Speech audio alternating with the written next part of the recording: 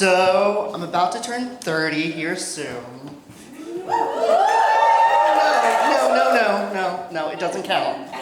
It doesn't count, because there was 3 years between 2020 to 2023, during the pandemic, where we all kind of took a time out, and just kind of like, we were all forced to, where's a good corner? Stand in the corner, and just, that is where it's being recorded, that's cool.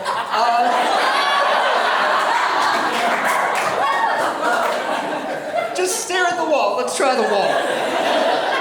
You have to stare at the wall, and you made friends with the wall. Like I named my wall Bob, and the other one James, because despite being Indian, I can only think of white names. We talked about Tiger King and sourdough, again, white things. And it was just this weird time that I felt like didn't count in my lifetime, and I want those years back. And a lot of my friends want those years back. And some of them are trying to recapture them in interesting ways. There are some friends I have who I've seen on Instagram are posting that they've newly found religion since the pandemic and have been posting clips of them being baptized. A lot. Like, over the course of 1 year, 3 times? I didn't know we were making up for the sins of the Catholic Church personally. And look, I am not religious myself, but I respect faith. Faith has its place, it gives people hope, and I would never take that away from them at all. However,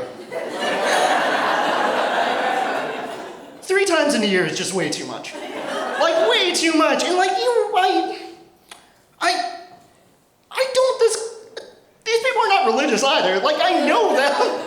Like, in between the post of the first and second baptism, or whatever you call it, I had a conversation with one of them who literally just told me the most heinous, like, sacrilegious shit you could think of on your mind. They don't believe it either. And then I realized, oh, with each post of a baptism, they're getting more followers. They're getting baptized for the likes and for the gram. What world do we live in now? There's another group of my friends who got way into running. Clap your hands if you're into running yourself. That tracks, you're at a comedy show on a Tuesday.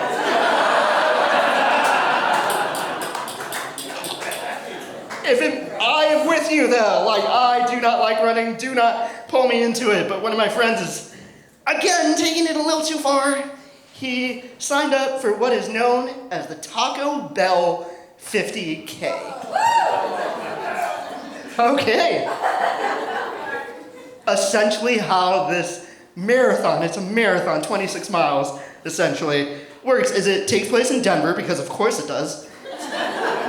And essentially, there's a pre-planned course, and on that course, there are 10 designated Taco Bells that you have to stop at, get a beverage and a food item, eat it, keep the wrapper, keep the receipt, and show it when you finish.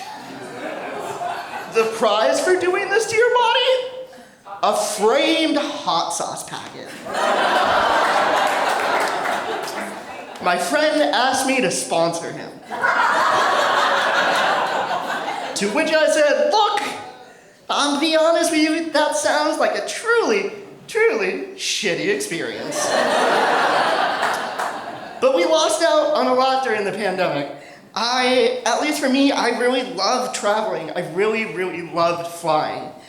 But every time I fly, for some reason, shape, or form, I get hassled. It's because I exclusively fly Spirit Airlines. Just kidding, it's because it looks like I have an explosive personality. Every time I'm in line for TSA, it's like the agents have this color swatch, and they're going down the line until they find someone darker than chestnut caramel. And then all of a sudden, I get picked out. I have a friend who clocks, let's say, ivory on the color swatch scale, he gets thanked for showing up to the airport. Why?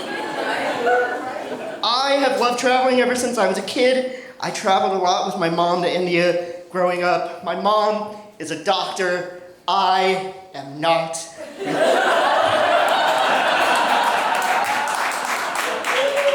We talk about it constantly.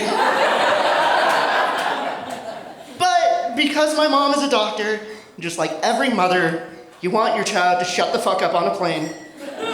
She has a little medical arsenal her way. So when we were flying to India once when I was 5, she gave me a little pill as soon as we took off. And nothing happened. I didn't know what it was, thought it was a vitamin. Didn't care, didn't feel anything, just kept on talking to the utter dismay of my mother, who knew what she gave me and got very confused and thought, you know, let's try again. Show-moe, time for another snack. So she gave me another snack. And then I started hallucinating. I saw colors that I have not seen since. Not for lack of trying, by the way. It was a weird experience. Seats were moving. It felt like I had an out-of-body experience. I was so high as a tiny 5-year-old on a plane going to India for 7 hours. I asked my mom about this a few years ago, and she just told me, yeah, it was probably a mistake to double dose you with Valium. That's my time. Thanks, everyone.